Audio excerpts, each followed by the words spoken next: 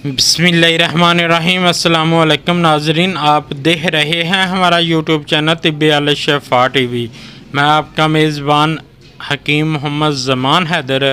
नाजरीन, आज बात होगी गिल्टियों पर। गिल्टियों पर बात होगी।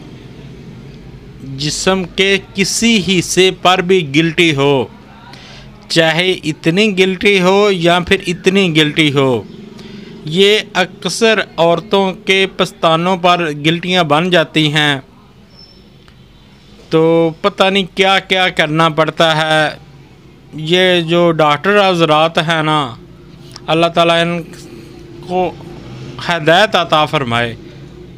इसका ऑपरेशन करा लो, इसका ये करा लो, इसका वो करा लो, ये कैंसर बन रहा है, पता नहीं क्या क्या सुनने को मिलता है। लेकिन बहरहाल मैं आपको नुस्खा बता देता हूँ, वो अमल कर लें, इंशाअल्लाह किसी भी जगह से गिल्टियाँ होंगी ख़त्म हो जाएंगी। तो क्या लेना है, बनाने में भी आसान है। काली ज़ीरी लेनी है 250 ग्राम और 2 किलो आबे पानी यानी मूली का पानी लेना है मुकत्तर। 2 किलो मूली का पानी लेना है और 250 ग्राम काली ज़ीरी लेनी है। काली ज़ीरी को साफ़ कर लें, पीस लें और ऊपर से 2 किलो पानी डाल दें मूली का, हल्की आग जला दें। जब पानी खुश्क हो जाए